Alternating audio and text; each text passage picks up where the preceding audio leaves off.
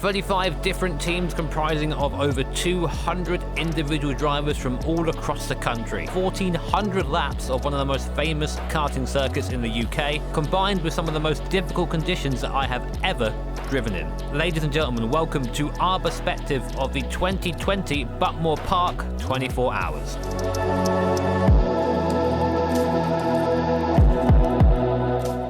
Now, very quickly, before we talk about this year's event, let's talk about last year's event. So last year, if you're new to the channel, I actually took part in the Buckmore 24 Hours with, again, the WTF1 team. And somehow, despite my best efforts, we actually won the clubman class, meaning that I got a trophy that is actually bigger than my head, which is impressive to say the least. So this year we went into the race with a certain expectation that we wanted to try and relive that result, but this year it would be a bit more difficult because we were lacking some of the fast drivers that we had last year. Because of the win last year, we were placed in the pro class, which is the middle class, with the rest of the teams being placed in the elite class or in the clubman class like we were last year. Of course, most important of those 35 teams is our team, Team WTF1.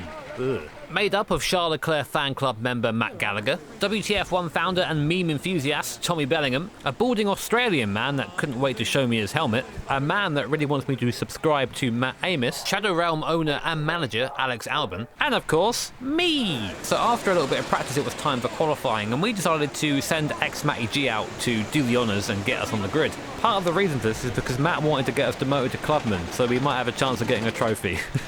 Good job, Matt. So 24th on the grid then for Buckers. Should be a ton of fun this. The track is dry now, but the thing is it looks like it's going to rain again very, very soon. Matt qualified. Ben is going to take the start because Matt doesn't fancy doing the start.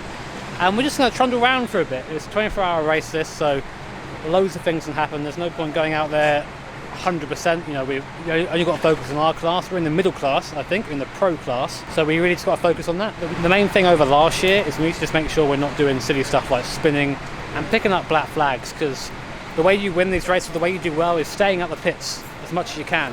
These karts will do about 2 hours or so in the dry, so the idea is to do 2-hour stints, round it off that way, and if we follow that plan, then we should be looking good. The pole was a 50.2, wasn't it? Yeah, something crazy like that. You're right, man, that was pretty good. Yeah, it seems like I was on the wrong end of a very close pack by the sounds of it. 51.0. Alright, I'm 3/10 off 15. I'll take it. How are you feeling about starting, my guy? I'm shitting myself. That's the spirit. I mean, even if I bottle, it's good because we stay in clubman. They said in the briefing that you can't win the race on lap 1, but you definitely can, alright? So just send it. Every corner, don't brake. Yeah. You can win the race. So after that sage advice from Steve, Ben got ready to start the race. Now the race starts in the Buckmore 24 Hours are a bit different from your traditional karting race in that it's a Le Mans style start. And what that means is you have to run from one side of the track to the other once the national flag drops, yeet yourself into the cart, and then try and get away cleanly. Despite driving last year, it was Ben's first time doing this sort of start, so he was pretty nervous, bless him.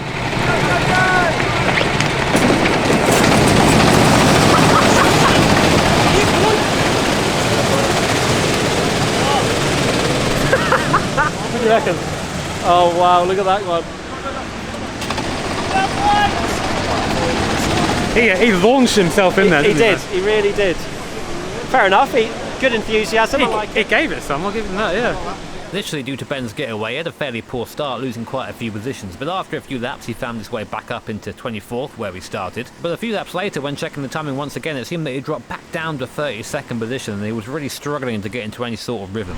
It's a difficult start for Ben for sure. He has pace. He did a 50.9 the other lap, which is not too far off the leaders in terms of lap time, but it seems that every now and then he spins or has a mistake because he's down in 30th or so.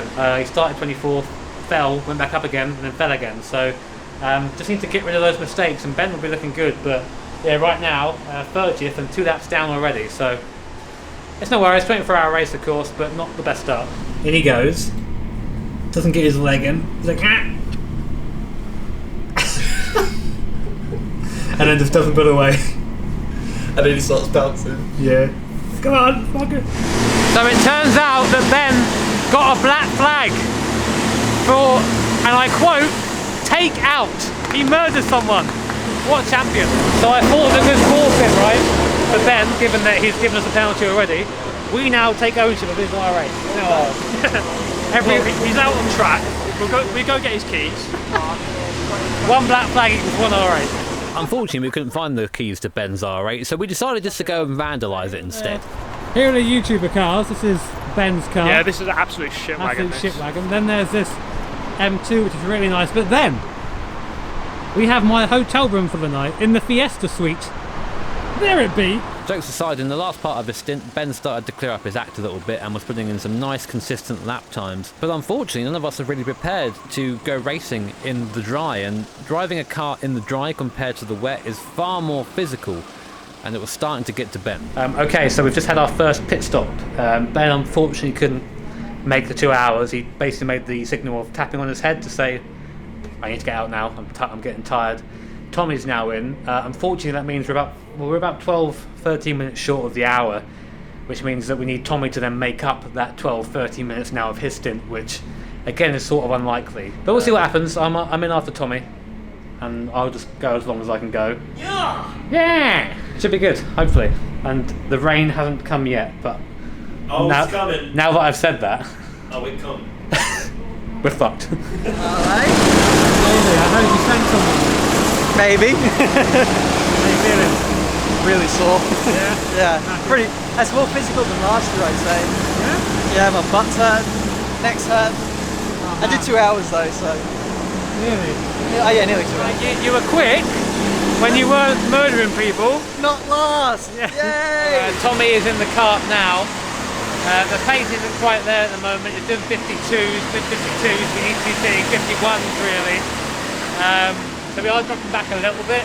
He'll be in the cart now, hopefully for about an hour and a half more or so, about an hour or more. And then it's me for 2 hours. Weather-wise, there's no rain yet, still a dry track, which is amazing. We expected the entire race to be dry.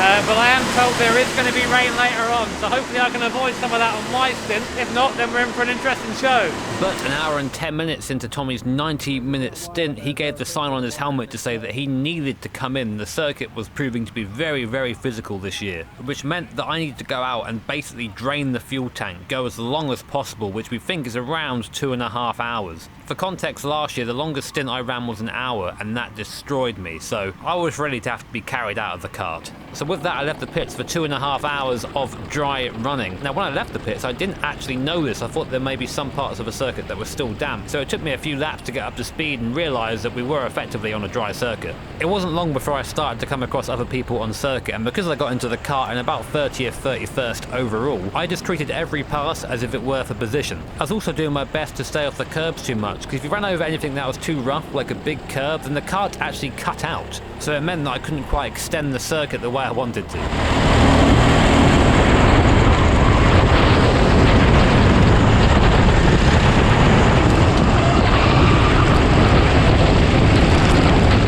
The funny thing about being out on circuit in a cart without any sort of radio is you really have no idea how you're doing.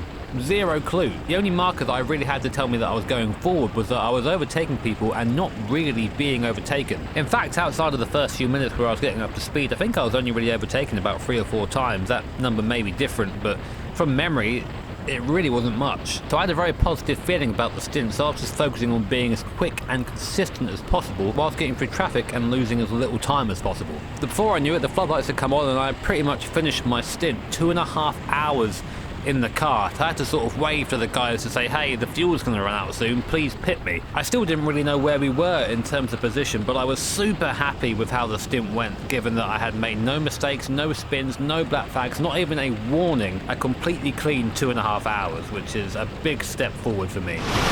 Remember the seat, Matt?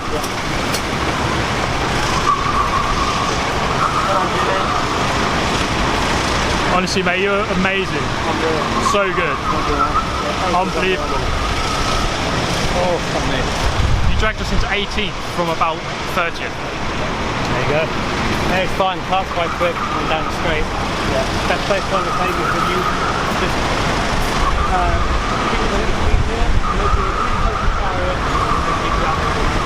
So it turns out that stint is probably the best stint I've ever driven in my life. Every lap bar 3, which I think were traffic laps, was either a low 51 or a high 50. In fact, my best lap time was a 50.4, which would have put us, I think, 5th or 6th on the grid if that are in qualifying. Outside of the elite guys in the top 3 or 4 positions, I was one of the fastest guys on circuit, and to learn that was actually quite overwhelming. In fact, between you and me, I actually had a little bit of a cry when I walked back up to the clubhouse, because those times on average was about 2.5–3 seconds a lap faster than I had managed last year. And after having some difficult results in Club 100 and having some people question whether I should even be trying to kart, it was awesome to finally see some tangible progression. But yeah, pretty happy with that stint. So just finished my stint. Gonna go get some food now, but went super well. I think 30th to 18th or so overall, which was good, and just trying to be as confident in traffic as possible and not letting anyone slow down, really. It's what it's got to be. We've also got demoted to clubman because we're that good, so we're now P5 in class,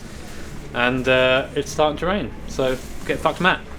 Also, a squirrel got run over during your stint. Yeah, dude, I saw that. Did you see it just happen? Yeah, I was looking at it, I was like, oh, the squirrel. But he's run away now, so we think it's okay. Alright, so the squirrel got yeeted. I think he just got mowed away by the cars. I think it died. Shut up, no, shut up, it's fine. So this sign here is to let Matt know that he's a spanner. But we have a service at 9. So the basic mandatory service, everyone's got to do it, and we've got to remind Matt to do it, otherwise we get slapped. I was kind of lucky, to be honest, because pretty much literally the second I got out of the cart, it started to rain. So Matt was having to deal with these really weird changeable conditions. A dry line would start to form, but then it would rain heavier and it would then just go away again, and that pretty much repeated itself for the entirety of Matt's stint. Matt's been out for a while now. We have our service. He's had a good stint, Matt. It's been really tricky conditions out there, and I think he's been about as consistent as you can be. So good job, Matt. Thumbs up. But now we have Steve going out in the condom, the heavily used condom. Now bear in mind this is meant to be like see-through. Beautiful. Man's been recycling. And yeah, we're going to basically put him out for like 2 hours, so get fucked. Mr. Gallagher, you were just out for 2 hours. How you feeling, man? Absolutely destroyed. I had a massive accident. Is it the Cafe Curves? That's what it's called? No, Cafe Curve as well. What's that one called? The one down the bottom. Fast right left. And went in backwards at a solid 9 miles an hour. It hurt, and I thought they were going to call me in, to be fair, after that, because I thought my wheels might be off. But apart from that, obviously I went out and it was bone dry, then it's like really wet, and then it started drying out again, so it was difficult because I was flagging in the dry. You reckon you could have done 2 hours in the dry? No, I would have called in at 1.5 hours. Hard stuff. Nice, well, good job, man. I mean, like, just ignore the pain. Yeah, that's going to be tough when I'm laying there. Oh god. Yeah, it's gonna hurt later. Meanwhile, whilst we were chatting away in the nice warm clubhouse, Steve was doing something nothing short of magical. It took him a few laps to get settled, but once he was consistently one of the fastest, if not the fastest person on circuit, and every lap was taking seconds out of the guys around us. From the start of my stint, we had gone from being 30th overall to 14th overall, and second in class. The comeback was well and truly on. So we're coming to the end of Steve's stint now. P13 overall, just moved up a place now. Started P21, and we're now second in class. Steve has been, there's no other word really to say apart from just killing it.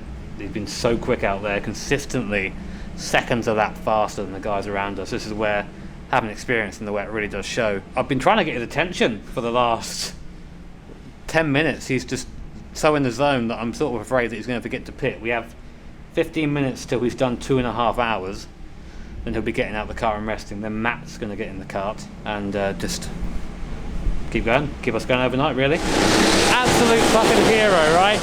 10 minutes ago in his stint, and he just took the lead in class. Just right now, from 2 laps behind. I am fucking hard for Steve right now.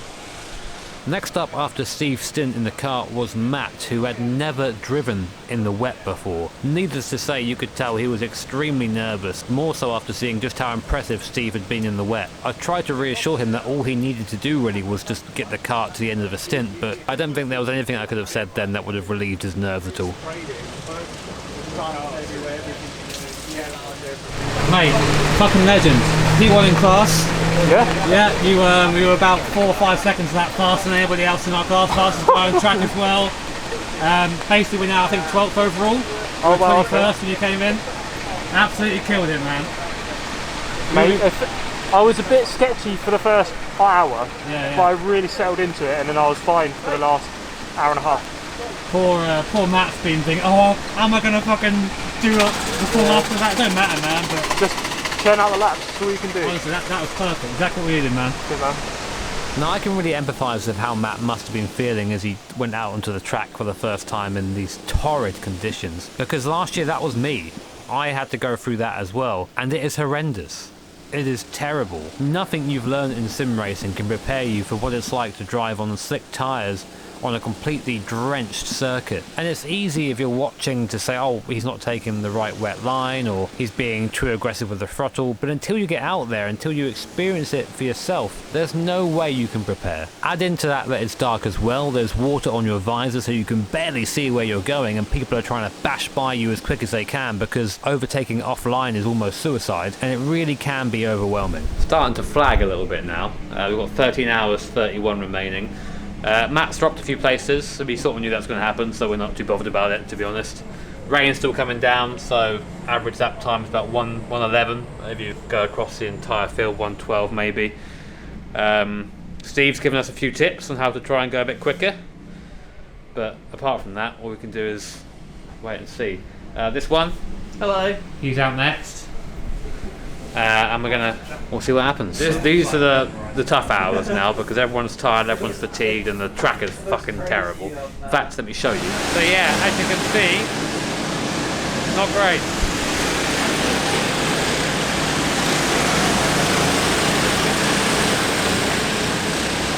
So I'm going to be getting in the car at 3:30 and driving till 6 in the morning. I probably should have had a sleep between then and now, but I don't know, we don't really have the people here because Matt and Tommy went to have a rest. Yeah, so I've got to sort of wake up and stay awake. But I'll have a nice sleep in the Fiesta suite when this is done, mate. You watch.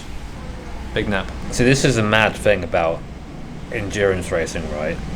So right now there are 34 people out there, given that they're all against the elements, and I really mean that because it is horrific out there still. There is no dry line, it's 100% wet. For those who don't know, we're on slick tyres. There's no wets in this series, just slicks.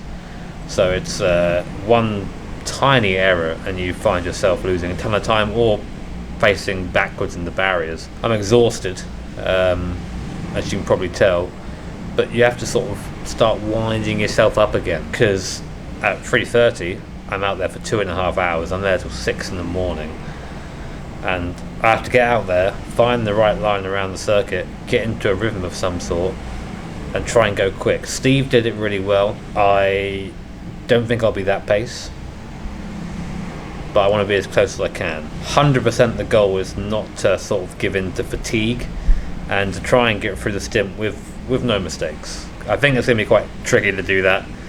And when I say no mistakes, I mean no big mistakes, but I think that's the most I can do, really. We're sort of slowly falling down on leaderboards. Unfortunately, Ben and Matt haven't had much experience in the wet, and it's a really horrible thing to have to jump into here. And to be fair, nor have I around here. I've had a little bit of experience, about the same experience as them, actually. So it's going to be fun to try and learn how things work.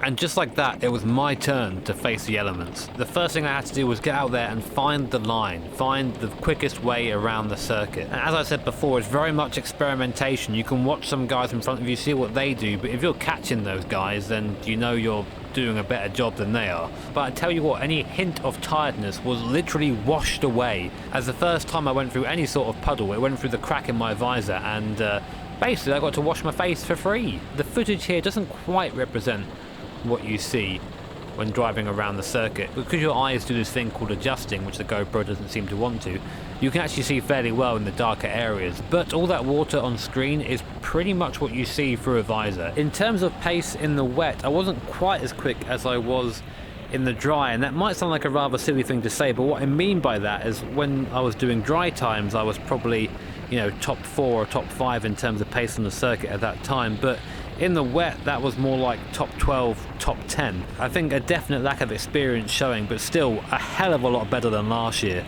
And I'm talking seconds a lap faster than I was last year in the wet. I did, however, make a couple of mistakes. It was super easy to run wide onto the red paint at the first hairpin, and when you do that, you just have to let the kart go straight. If you try and fight it, you'll just spin instantly. So I thought what I would do for those interested is give you a completely unedited lap of Buckmore in the pouring rain.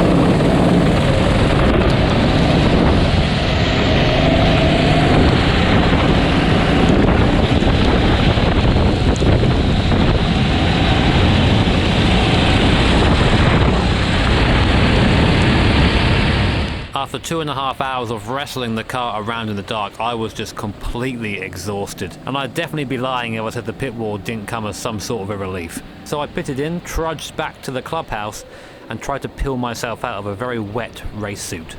Right lads, yeah, pretty wet, pretty tired. Pace was okay, just fatigue got to me at the end. I was so tired in the last half hour or so. I was just basically watching the clock every lap, hoping that it would go down to, you know, the 8 hours 30 remaining. Pace was okay, fastest in class for a bit, which was nice, but the problem is I made a couple of mistakes and just lost time. Like, you know what, I think I drove okay, considering, and You drove great, Jimmy. yeah, I'm gonna just go fucking pass out now. Endurance, yeah. Like guys, say hello, you're on the video. There you go. The lads are here. The lads are all here. At about 7 AM, both Steve and Matt came back from their rest, so I was finally relieved to go and have a little bit of a nap in the Fiesta. But even though you're that exhausted, it's almost impossible to sleep knowing that your kart is still going round. Regardless though, I was happy in the knowledge that I'd driven my 5 hours and that I wouldn't have to drive again. Or so I thought. So it turns out we have an hour gap in our schedule. Guess who has to fill it? Basically, because we've messed up scheduling, I say we've messed up scheduling, there's a gap of an hour that needs to be filled, and it's only me here at the moment, apart from Steve, and Matt's out there, so I'm getting back into all like the cold and horrible suit and whatever, and I'm going to try and do an hour and not bin it. I'm actually having a hard time talking to the camera, I'm just so tired, but motorsport, karting is good. But Now unfortunately, because of just how unprepared I was for this stint to happen, I didn't have my GoPro handy, so no onboard footage at all, but otherwise the stint actually went a lot better than I thought it would given how tired I was. I spent most of my time lapping in the high 108s, which is about as fast as I've gone in the wet, so very happy with that. And my goal was basically just try and close the gap as much as I could to the guys in front to give Steve the best chance possible of putting us on the podium. Unfortunately, the guys overnight had struggled with their pace a lot, and although I did manage to claw back a little bit of time on my stint, we were still sitting 5th in class and 2.5 laps off the podium. okay, so just did my last stint. I really didn't want to do it. I'm so tired, but it was actually better than my night stint in terms of mistakes. No spins, no nothing. I think quite consistently in the 8s and the 9s. A little bit slower than Steve, but we were faster than the guys in front of us, importantly. Now, 2.5 to go, and we've basically gone, Steve, mate, we will suck your dick if you get us a podium. So he's out there now, we're 4th place, we're a couple of laps down. But he is lapping about 3 or 4 seconds a lap quicker than the guys in front, so there is a chance of dick sucking. So it's quite tense right now. We've got an hour and 42 to go. And the people who we were trying to catch, sub 51, have put in a quick driver who's not quite as quick as Steve, but the difference isn't the same. It's only about half a second a lap, something like that. So right now we're going after the next prey, so to speak, which is second place, who's really slow right now. What's second place team name? Buzzin' Pals. We're not your pal. We're not buzzing. We are fucking knackered. I know, it's really odd because we don't really know what's going to happen. Steve, we know, will be solid the entire way through. It just depends on what happens ahead of us. Now, at the risk of sounding like the president of the Super GT fan club, Steve just drove absolutely fantastically. We gave him a near impossible task of closing down 3 laps on the karts in front, and you can tell he was giving it absolutely everything. Often he was the fastest car on track, and again he was taking seconds at a time out of the karts around him. But as the timer ticked down closer towards 0, it was looking more and more unlikely. Steve had managed to claw back 2.5 laps from the podium, but unfortunately it wasn't quite enough.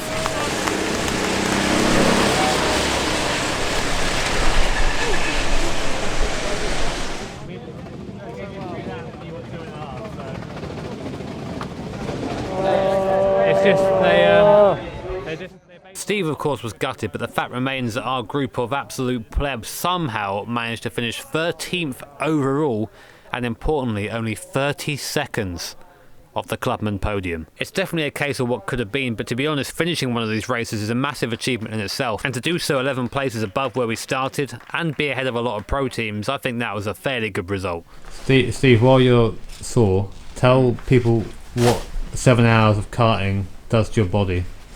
Nothing. I'll do another 7. So yeah, no trophy this time for us, unfortunately, but another awesome experience at Buckmore Park, if not a little bit wet. But a big thank you to the guys at WTF1 for inviting me along and putting this team together. It's a pleasure as always to get to race alongside people I consider friends, and I hope you guys enjoy the video and coming along for the experience. If you did, like, comment, subscribe, do all the good stuff, and a massive thank you to my sponsors and patrons who help me do this sort of content for my job. It is a dream come true. Take care, have an awesome day. I'll see you all next time.